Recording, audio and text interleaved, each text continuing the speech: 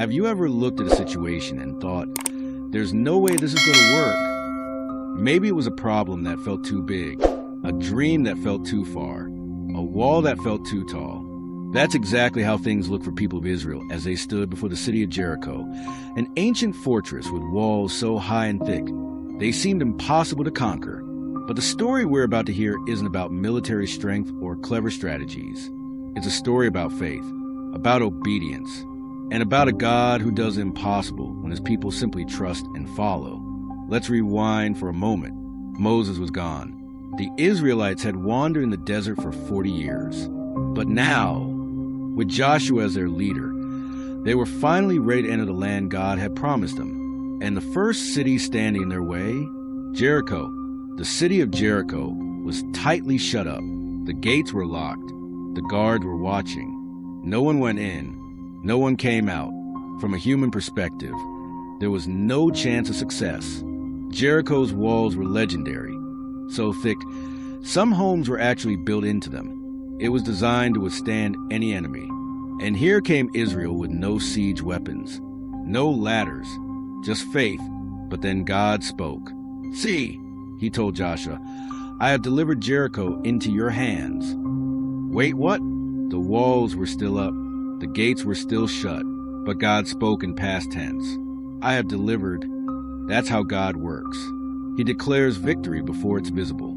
He sees the outcome when we only see the obstacle. And then God gave instructions. Strange instructions. March around the city once a day for 6 days. Have the priests carry trumpets made of ram's horns and go in front of the Ark of the Covenant. But don't say a word, just walk. Then on the 7th day, march around the city 7 times. And after the 7th lap, let the priests blow the trumpets. And when you hear the sound, the people should give a great shout, and the walls will fall. That's it. No battering rams. No surprise attacks. Just walking. Trumpets. Silence. Then a shout. Would you have obeyed? Joshua did, and the people followed. The next morning, as the sun rose, the entire Israelite camp moved out. The soldiers walked silently. The priests carried the ram's horns. The Ark of the Covenant, God's holy presence, moved with them. 1 full lap around Jericho. No noise, no talking, just footsteps on the dusty path. Inside the city, the people must have watched from the walls with confusion. What are they doing? They must have whispered. Are they preparing for something? But day after day, it was the same. Walk once, then return to camp. No weapons drawn, no word spoken, just obedience. By day 3 or 4, some might have wondered, is this really working?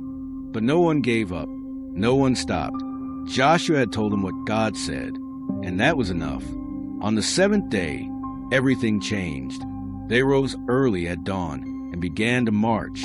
This time, they didn't stop after 1 lap.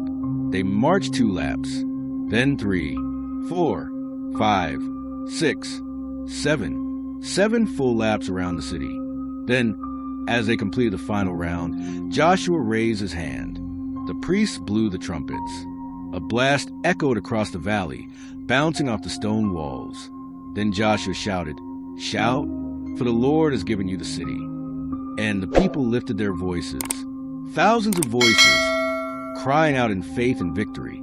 And in that moment, the walls of Jericho collapsed. They didn't crumble slowly. They didn't fall after being pushed. They fell flat instantly, just as God said. The mighty fortress was no match for the power of God.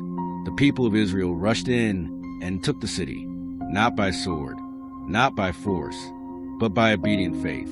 Now, there's one more part of this story we must not forget. Before the battle, 2 Israelite spies had entered Jericho, and they were hidden and protected by a woman named Rahab. Rahab wasn't from Israel. She had a difficult past, but she believed in the God of Israel. She risked her life to protect the spies and made them promise that her family would be safe when the city fell. And God kept that promise. As the walls came crashing down, Rahab's house remained standing. The Israelites found her and her family and brought them to safety. She was the only resident of Jericho who trusted in God, and she was rescued. And do you know what's even more amazing? Rahab's story didn't end there. She would go on to become part of the family line that would one day lead to Jesus. Yes, the woman saved from Jericho became part of God's plan to save the whole world. Let's pause and take it in. This story isn't just about ancient ruins or military victory.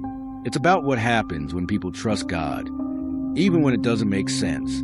God didn't ask Joshua to understand the plan. He asked him to obey. And Joshua didn't hesitate. He followed every instruction exactly as it was given. In our own lives, there are times when God's instructions may seem unusual or even impossible. We want to act, fix, fight. But sometimes God just says, walk, wait, trust. The walls in our lives, whether fear, addiction, pride, doubt, or hurt, don't always fall because of force. They fall when we trust God enough to walk in obedience, even when nothing seems to change yet. Faith isn't passive. It moves. It walks. It circles. It obeys. And in God's perfect timing, the walls fall. So, what wall are you staring at today? What impossible thing has God asked you to trust Him with? Maybe your job is to walk, to worship, to wait, because obedience always brings victory. If not in the way we expect, then in the way God knows is best. So walk forward, stay faithful,